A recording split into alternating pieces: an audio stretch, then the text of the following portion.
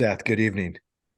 Good evening to you, Scott. How are we doing? Dude, we're doing great, man. It feels like it's been a while, but I think it's only been just a week. Is Yeah, that we is can. that true? It's been a little over a week. We recorded. We kind of had a funky schedule, so with the That's holidays right. and stuff. But we appreciate people sticking with us, and we want to make sure we get an episode out this week. So we're That's right. excited about this one. That's right. And it's funny because out of all the episodes we've done, I can't believe we haven't done this. So actually, I Seth, you brought this one up, and I'm like, wait, we must have done this.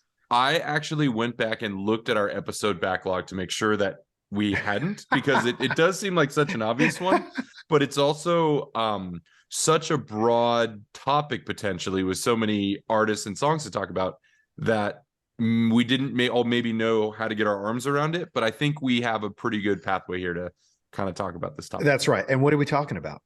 Today we're talking about one-hit wonders, but more specifically, what makes a one-hit wonder? Why are there one-hit wonders? Kind of, there seems to be not a formula, but common themes across one-hit wonders that we wanted to discuss and kind of bucket some and tell some interesting stories about the songs and the bands behind the music, but maybe didn't know why they didn't make it further. Oftentimes there's a very good explanation for that. Exactly. So why don't we just start off from the bat? Like, what is a one-hit wonder? Like, Yeah. what's a good example? So officially, I was looking at this, and I think the kind of officially agreed upon definition of a one-hit wonder is a song that got into the top 40 on Billboard charts, and then they never had another hit. Like Yeah. they were able to get into the top 40 only one time. Because less than that, it's not kind of truly a hit in the traditional sense.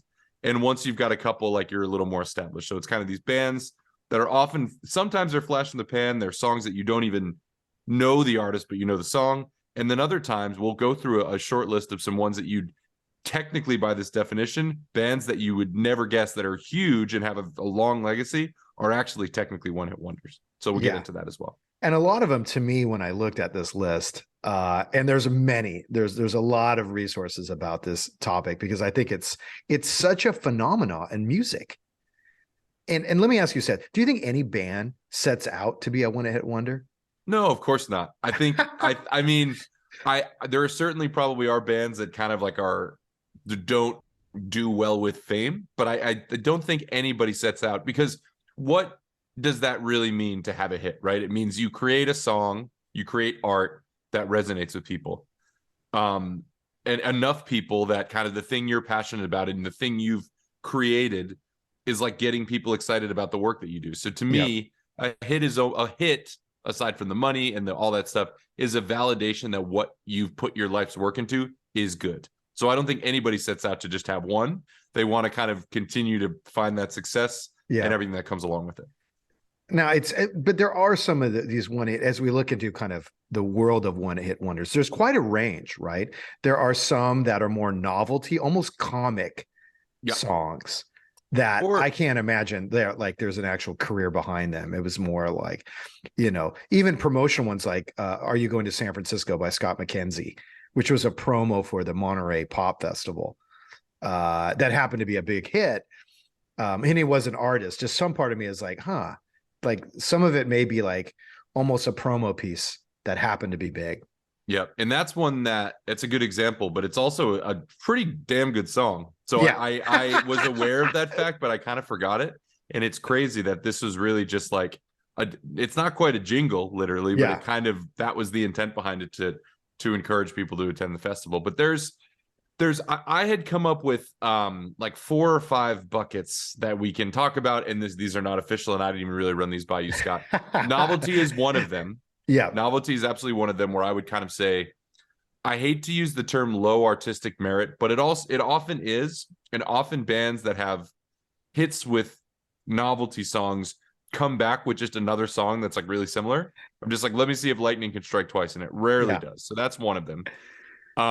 You've got just dumb luck. You've got bands that, for whatever reason, they were otherwise pretty mediocre, but just, again, lightning struck one time, and they came up with a hit that was timeless or resonated with people, but they just didn't have they didn't have a follow-up in them. There are kind of I like this idea of who there are some bands or people that are well connected in either who they're able to collaborate with or who is sort of on the side of them promoting them, that gets attention on a song that may not have otherwise received it. Yeah. And then for whatever reason it catches on that way, when maybe that would have just gotten lost in the shuffle. You've got tragedy, which is, if either, wouldn't call it band breaking up tragedy, but something like that. A band breaks up, a band member dies, the song gains traction much later after the band has already broken up, which we've seen with a couple examples, which I'll talk about. Yep. But yeah, so tragedy / like unexpected challenges to the band's future. And then there's just like songs outside of the artist's control, like the recent Kate Bush hit, the Running Up That Hill. That was a song from 40 years ago that kind of was in a show, but it was already popular too. The same thing with Bohemian Rhapsody when it was in Wayne's World. Yeah, like it kind of became popular way after the fact, and it had nothing to do with the band or the original performance. It just like was in the right place at the right time. Yeah. So a lot of different ways one-hit wonders are created, but they all kind of fall in this same bucket. And I find a lot of them though are very set in that very specific time. Like there were so many compilations back in the day when we had CDs and whatnot. You'd have the one-hit wonders of the 80s or the 90s or 70s. And it was always a joy. And you hear them at weddings or a lot of these celebrations, because I know there's something about, why do we love the one-hit wonder so much? Why are we so fascinated with it? I think because it like, this is my theory. Yeah. I think for a lot of them, it's like there's no baggage with the larger band. You don't associate it with the catalog, or you can't even picture the band. The song exists in a vacuum, and maybe it's tied to a particular memory, but it's a one-hit wonder can weirdly end up being more personal because you only remember it in the context of your own life. Yeah. Rather than, oh, this band who I know well, I know the lead singer, I've seen them interviewed. Like you have this larger context. One-hit wonders is often just like all that stands the test of time is the song itself. And I think that's really kind of interesting to explore. No, it is. If you think about some of these most famous ones here, as you said, so many people can sing the song, even recite some of the lyrics, but they couldn't tell you the singer. They couldn't tell you where they're from, or has anyone ever been to a concert? Yeah, or even like when the song came out, like some of them are timeless in a weird, like I find the one-hit wonders that really stick around are like, this song could be like 1985 or 1965. I don't know. Yeah. Which is always kind of interesting. And it's always in these trivia, like who sung this one-hit wonder? And one dude, used to be me, would actually know. Yes. and it's still me. That's my bread and butter on trivia night. Yeah, absolutely. But that's what I always found funny about. And so there is an allure to the one-hit wonder. And I think people look at them, there is a bit of a sadness going like, what happened to these guys, or why weren't they able to recreate that effect?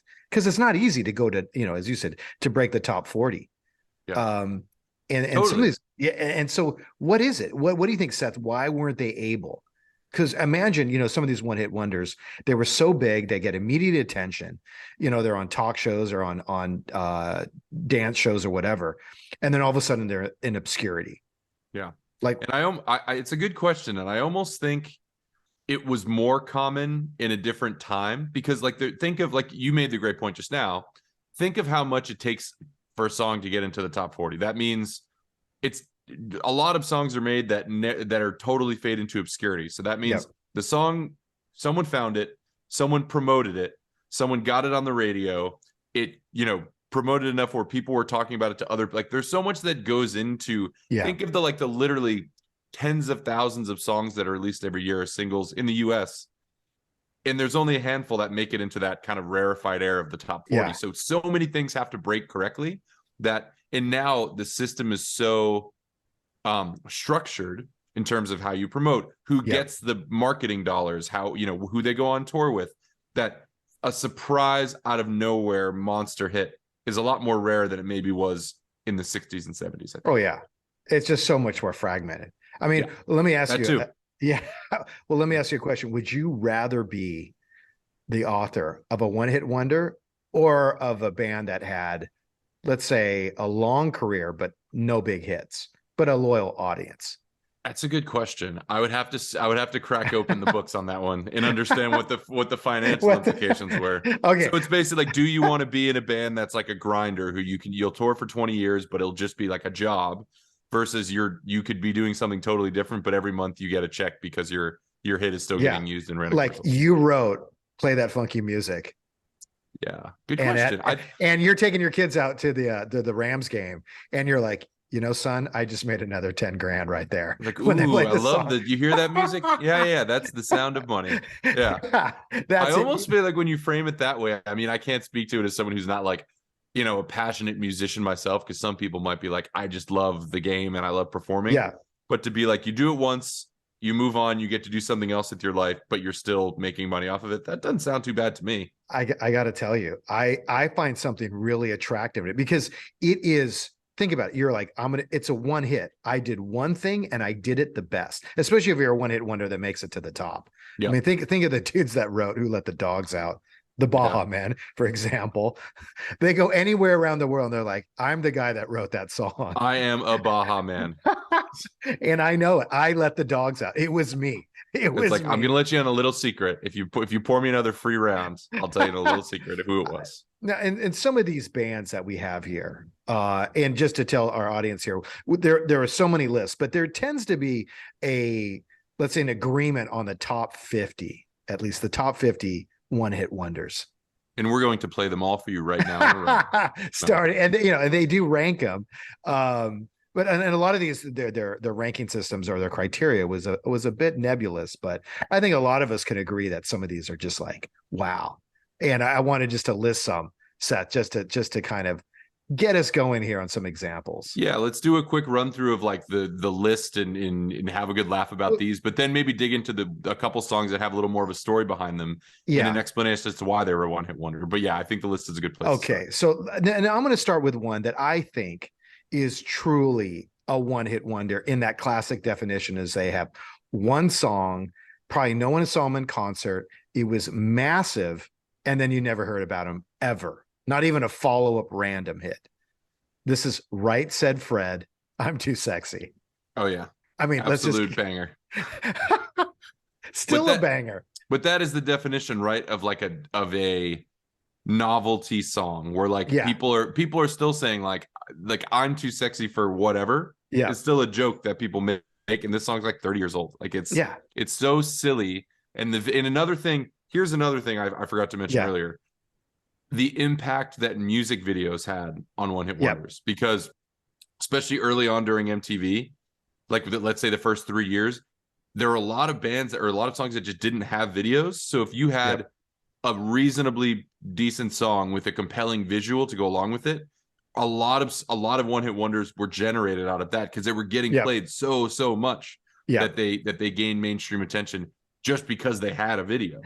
And I think Right Said Fred is not quite that. It's a little later, but I know that the video of the bald guys with like taking their shirts off, that is part of that song as much as the actual song itself is. Yeah. No, it's in everyone's language. There was something very global about it too. I don't think anyone could pinpoint where they're actually from. Definitely not from the Deep South. But something maybe more they European. feel very European to me. Yes. Well, so what are some of the other ones here we have on this list that kind of go in these buckets? Like what's a tragedy, or which one that you think it was pure luck? Yeah, I'm peeking real quick here. I'm not gonna try to touch on any of these that we have a little deeper like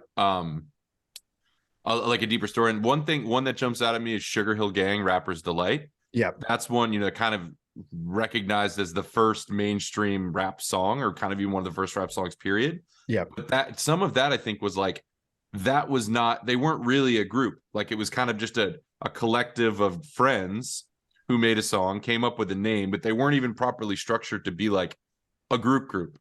So the song took precedence over like any grander plans for what they might do. And so they're one hit wonder because they didn't really plan to have any other songs. Yeah, exactly. So that's one of them. How about some other ones on this list, guys? I think for me, another one that is so iconic and so powerful and so focused is House of Pain, Jump Around. Yeah. I don't think anyone else can name, although it sold a lot of albums because of this monster hit, but I don't think anyone else can name another song by them. And so I look at that as like, but it's such a wonder. Like, for example, here in Wisconsin, well, up north, they do the jump around at a fourth quarter on the football games. Yep. And it's just something to see. We did a little bit about sports and music, but that to me is just a classic one that is global. I can be in any country and you put on those first four notes and everyone knows what to do. Yeah. And it's truly kind of a global phenomena. Yeah. And that's another song where it now has an association beyond the original meaning or the artists of just like, they play it at sports games all the time. It gets people energized. Like it's almost like part of the wallpaper now in certain, you know what I mean? In certain stadiums. And that's a really good example. Although probably a rare feat on this list. I don't know what the song got to, but later on, the guy from House of Pain became like an acoustic musician, and as the name Everlast, and he had a hit with a song called What It's Like. So he might be the only double number one hitter on this list. I'll have to double check it. That's a good data point, man. Yeah. I think another one along with that line that was so powerful, and I remember this, but back in the day, was the Macarena by Los Del Rio. Oh yeah. Which literally there's no other song. It is a novelty song, yet global, like everywhere. And this was, again, could never happen now, but it was like you said, Los Del Rio, but it's a remix of the song, so it's sort of dancey. It's literally got a dance to it. Which that was still the time. I guess now TikTok dances and stuff happen, but it's like my fucking grandma knew how to do the Macarena, right? Yeah, they taught it at bars, right? During like live and clubs, they would have someone up there teaching. And at weddings and all, like it was so ubiquitous in a way that like when you hear it now, you're like, well, this song of all songs, like it's barely even a real song. It's so inconsequential, but it was a monster. It was so popular. I was the perfect age for it. But anyway, well, you think about now how everything is so fragmented, right? Everything, there's so much content being loaded daily. To have that global effect is quite difficult. There's only like a couple artists now that can do it. I'd say Taylor Swift, Justin Bieber, that have that power now. But back then it was like there were one hit wonders coming out monthly. Yeah. Which, as you said with MTV, I mean, there was some actually, and sometimes there were more one hit wonders than there were actual consistent bands coming out with consistent hits. Yeah. And I think on the novelty side, and maybe even more broadly, like their songs where it's not about the lyrical content a lot of times. It's like, Macarena, there are verses, but I bet no one knows the words, but everybody knows like how to mumble along to the chorus while they do the dance. So it's, in terms of being transcendent, it's often the simpler songs that you don't even need to understand the language to resonate with you. And so I think that is another common theme, is like simplicity wins the day. Definitely. And the simpler, I mean, it's, if you look at now, I mean, as I look at this list here, it's almost the novelty there, and they're fun. There's something about them really fun. If you look at like D-Light, right? Groove is in the Heart. Like that beat is like iconic beat.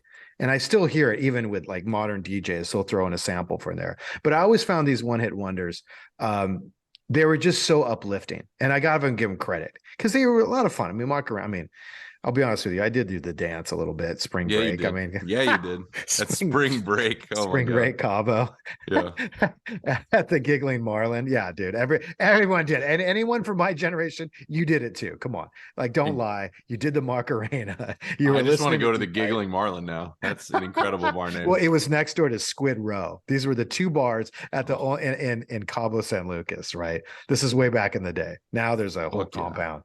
That is branding at its best. But I love it. Seth, going into some of these stories, because as you mentioned, there's a lot behind these songs, whether it was tragedy or luck or just connections. What are some of the stories here that you found from this, somewhat extensive list that were highlights?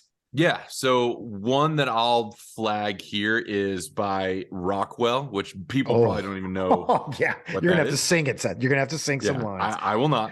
But the song is called Somebody's Watching Me. I'm sure everybody knows it. And the reason you know it, and the reason you probably didn't know it was Rockwell, is the actual verses are like Rockwell, that's the guy's name, is kind of talking, but the chorus is sung by Michael and Jermaine Jackson. So when you hear the song, you probably think, oh, this is that Michael Jackson song. And they often only play those those choruses. So you don't even hear the goofy part that Rockwell sings. Yeah. So it's a double whammy of who you know. So he's Michael and Jermaine Jackson on the hook.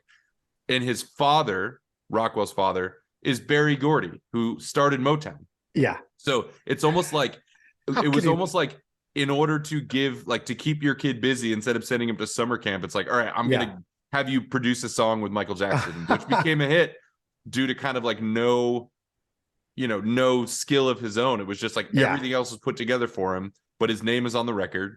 He never he released other music, but he never had anything resembling a hit. And it got played because the Michael Jackson part. Absolutely, it had nothing to do with the guy whose song it actually was. So. Yeah, that's a great one. That was it when I was a kid in elementary school when it came out. It was everyone knew that Michael Jackson was that backing voice, like that. Yeah. His name gave it everything. I think for me, one that I think I was telling you, Seth, when we first talking about this subject, and one that I had heard that I wanted to share with everyone is "Spirit in the Sky," released in 1970.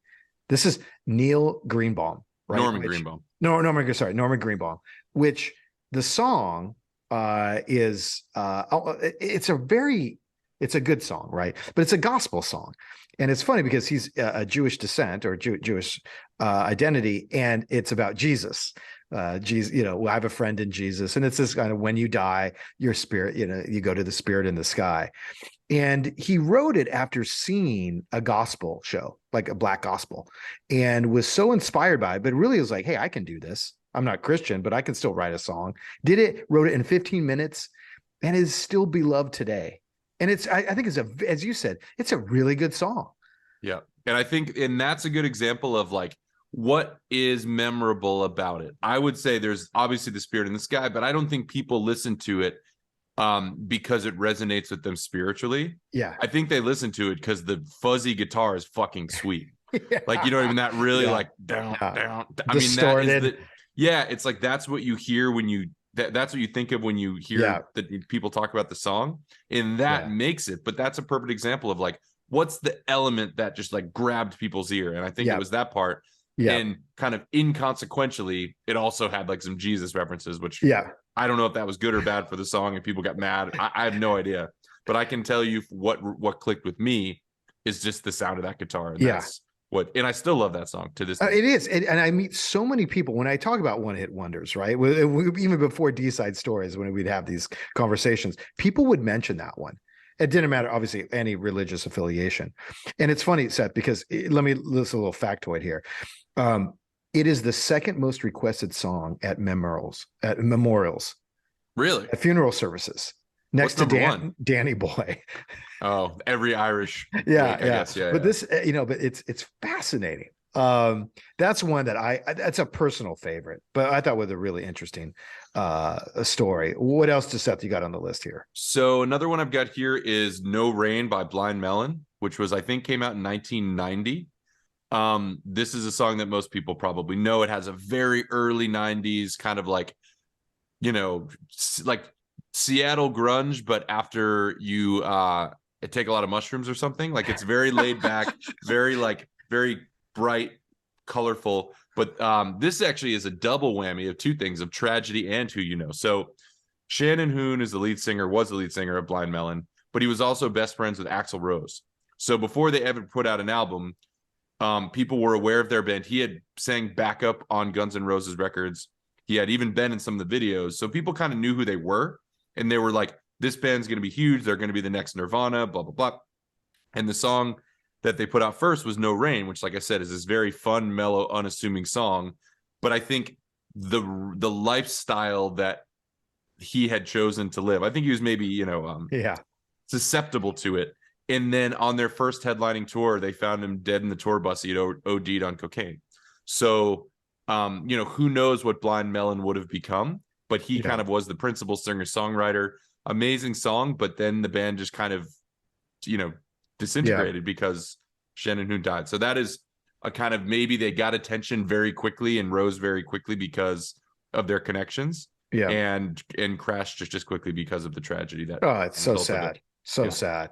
Yeah. And we were talking about a lot of these were happy songs. And that one is, ironically, the song "No Rain" doesn't sound anything like their the majority of their songs on their opening album. Yeah, that's actually another common theme with what, like, one just jumps to mind. "Steal My Sunshine" by Len. Yeah. Amazing song. Oh yeah. Every other song on that album is actually legitimately unlistenable. Like, it's not good some music, but that song is a totally different sound and it just clicked with people. But Yeah. that's not that uncommon to have it. And that's maybe also why that's some of the source of the one-hit wonder of, like, oh, if you could just do another one like the one people like, Yeah. maybe you'd resonate, but your actual sound is really not accessible Yeah. to the mainstream. And so you end up with, Yeah, you know, with just one hit. It ends up standing alone. Yeah. Well, one that I thought that was on this, that were on many lists, but I'm going to argue he's not a one-hit wonder, but the song was so big and such a crossover hit that to the main, I'd say just the main US kind of rock, at that time, rock and roll audience, it was a one-hit wonder. I'm talking about Billy Ray Cyrus's "Achy Breaky Heart." Oh my god. Released in 1992. All right. If anyone has, first of all, you go to YouTube right now and watch the video. You will see his mullet. I mean, it is aggressive. It almost looks like something from a science fiction movie. The way it is. I mean, it's just so, it is truly. And I got to tell you, Seth, like when I was kind of researching for today's episode, I went in and I got to admit, I listened to the song and there's some algorithmic trick in it. There's something where it has like this mathematical equation because it's so good. I listened to it like 3 times. Yeah. And that's another one. Very simple. Very simple. That's when I took guitar lessons a few years ago. This is like the 8th song they taught us was "Achy Breaky Heart" because it's very simple. It's very repetitive, which is also what gets it hooked. It's grandmas can remember it. Toddlers can remember it. But this was kind of like not Macarena before the Macarena, but it was like, this song was everywhere. You could not get away from "Achy Breaky Heart." And it was a country song. So this is it was a crossover song. Like, that's what I'm saying. For many people, this was what they know about Billy Ray Cyrus. Obviously his mullet. And it went, and his daughter now. And his daughter, yeah. And it went triple platinum. The only song to ever do this in Australia, which there's a lot of kind of rednecks there too. It's kind of no offense to our Australian listeners. But I thought Billy Ray Cyrus, it's truly an amazing song. Like, you just, how do I say it? Billions of people can't be wrong.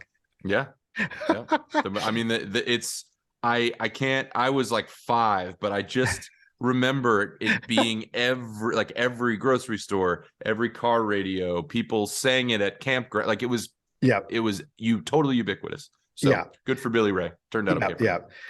Okay. What's another one you got in list? We got a couple more minutes here. I want to make sure we get in your list here, Seth. Yeah. So let's do 2 more quickly. So I think "Take on Me" by Aha, which is, for those who listen to not a rival podcast, but another podcast, Pardon My Take. I think that's the theme song. And so a lot of people, younger people, have come to it that way. But this is a song, I believe this is right, where the song came out. It was kind of a minor hit in Europe, but really not here. And then like 2 years after the song was released, they put out a video, and a really cool, innovative video that, if you haven't seen it, I recommend. That's one that's worth watching. It's kind of, it's hand drawn, that turns it's for its time really, really innovative. And that became such a huge looped video on MTV that the song, like, after the fact, became absolutely massive. And it's actually a great song. It's a really good 80s, kind of new wavy. It's a great song, but that is a song that would have faded into obscurity if not for the visual component of it. That was it completely. Yeah. That made that it made the song.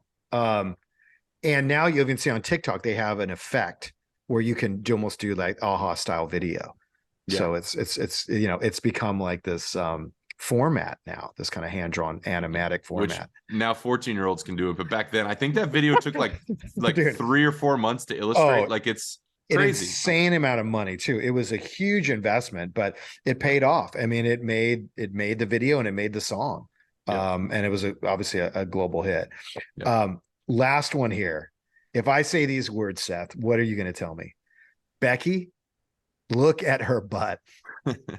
This is a little before my time. I know it well now, but this to me falls squarely in the novelty bucket, right? Which is "Baby Got Back" by Sir Mix-a-Lot. Yeah. So why don't you talk a little bit about that one, Scott? Because that was more squarely, like, I was a little young for that one. So Do I even need to repeat the verse? But the first verse is, I like big butts and I cannot lie. I mean, right then, right there. I mean, that is Shakespearean.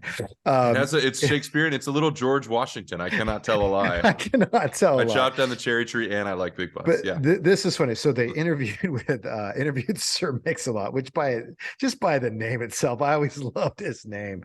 But he had been watching these shows. I think it was about it was like a talk show, and these women were talking about beauty and their notions of what beauty is. And he was like, no way, this is not what beauty is about. And obviously this is the time where it's kind of like Anglo, super thin, almost waif, this Kate Moss waif type of look. And he wrote this song in response to that, saying, hey, my brown, as he says, my brown sisters, I wanted them to feel good about their curves.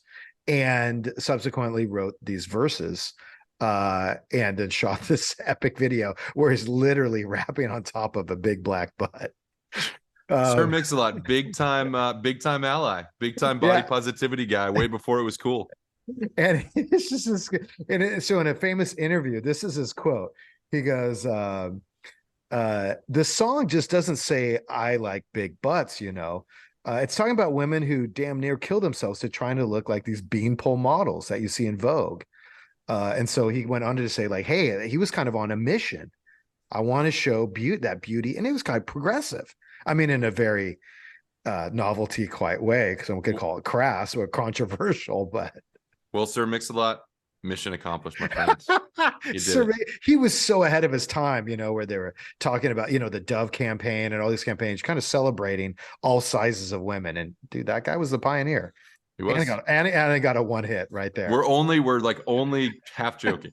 This is actually pretty serious. No, it's I thought that's what you know, this story, as I read about it, I was like, wow, there is something kind of, you know, altruistic or a little bit intentional about him writing I like big butts, which is great. All power to Sir Mix-a-Lot. Well said. Hey, one final question. So if you had to pick one, oh yeah, go ahead, buddy. I was going to say, before we go, I want to run down a very fast 30-second list of one-hit wonders that you would be shocked are one-hit wonders. So one I have my list is Grateful Dead. This is a band that's been playing in different permutations for 60 years. Hugely hit. You know, they're hugely popular. They have, you know, sold out shows all over the world. They've actually only had one top 40 hit, which was Touch of Grey, which is, I think, in 1987, like way after what people would think of as like prime time Dead. You got Jimi Hendrix, which is crazy. All Along the Watchtowers is only top 40. Icky Thump by the White Stripes. You think Seven Nation Army would be. You think Fell in Love with a Girl would be. Nope, just one, and kind of a random one. Blink 182, All the Small Things is their only top 40 hit. They had huge albums, and they obviously their reunion tour this year is like one of the biggest tickets you can get. Only one top 40 song. And then our good friends that are referenced on the show, probably too much, Rush, Canadian superheroes, Rush, Nerd Nation, stand up, with their song New World Man, which I actually don't even know. I'm not a Rush stan, but you're not a nerd. Point being is these are bands that you would never think of by the definition we laid out as one-hit wonders, but they are. So, you know, make sure you support the Grateful Dead. They need they need your love. Yeah, I'm telling you, man. They got one out of how many albums and songs and tours? That's not a good ratio, Seth. You know, we could have. Now, let me just ask you, final question for you, Seth. Surprise question, of course. At your wedding, not saying you're getting married anytime soon, but one day, if you do get married, what's the one-hit wonder you're going to play? I think it's going to have to be, let's see here, Barbie Girl by Aqua. That's always a crowd pleaser. It's such a well-crafted song. I think that will get the people going. No, I think Macarena gets played no matter what. You don't even have a choice. It's legal obligation at a wedding for the older folks in the crowd, for sure. There you go. So everyone, we're going to hear that. We're going to get video footage of Seth doing the Macarena at his wedding. A lot of steps to happen before that, but if we get there, we'll do the Macarena. A lot of steps if that ever happens. All right, everyone. Hey, listen. Hey, thanks for joining in. Thanks for tuning in, everyone, and we'll see you next week. All right.